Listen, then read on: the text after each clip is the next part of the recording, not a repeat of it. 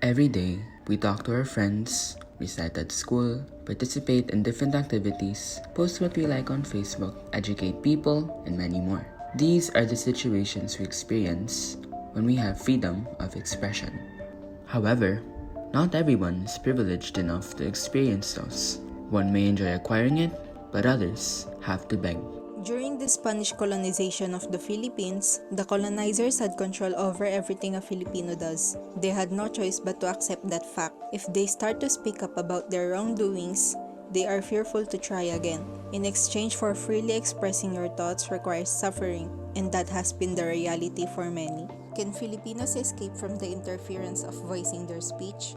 Or will they continue to forcibly limit their natural rights? Freedom of speech is the right to express one's opinion freely. People are allowed to voice their opinion without harming them. As they utilize it, they shall not acquire any limitations given it is a natural right. The ability to convey what is happening in one's mind should be a bare minimum, and enactment of any consequences that may cause one to feel unsafe should be prohibited at all.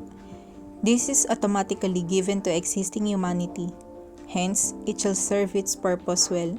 Upon our survey participated by children, teenagers, adults, and senior citizens, 6 out of 10 individuals from teens and adults are limited to their freedom of expression. Participants from 10 to 17 years old stated that they see their older siblings, friends, and strangers of the same generation encounter this issue in school, in their households, and in public areas. Meanwhile, 18 to 6 years old participants stated that individuals from adulthood are most likely to encounter this as they are exposed to an expanded community due to their jobs, hobbies, and the like. According to Philippine News Agency, the freedom of speech during the Duterte administration shows very strong data wherein Filipinos can fully express themselves in this society. Nonetheless, there are cases from the same administration that received bad feedback from this statement. As per Mises Institute, Maria Ressa of the 2021 Nobel Peace Prize and the news reporter was silenced by the country regarding her alleged accused crimes such as cyber libel and tax evasion.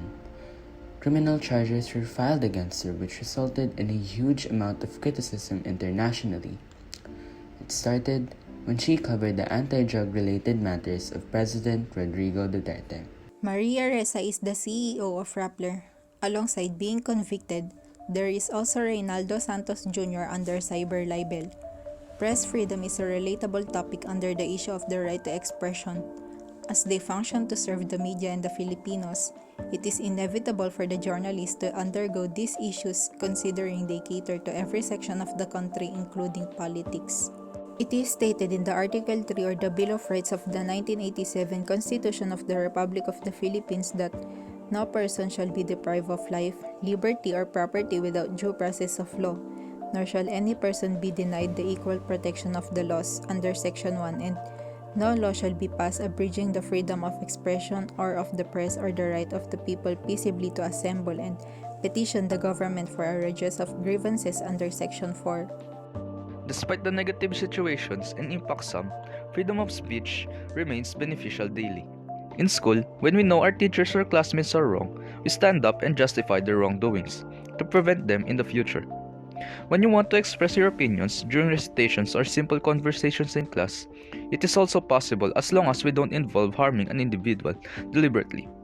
We can proudly express our perspectives, stance, and voice to confusing arguments, clarifications due to misunderstanding, a fight when protecting a victim of bullying, and the like. Expressing your speech is debatable as being a good or bad steer. For pros, it can be the agent to obtain new opinions.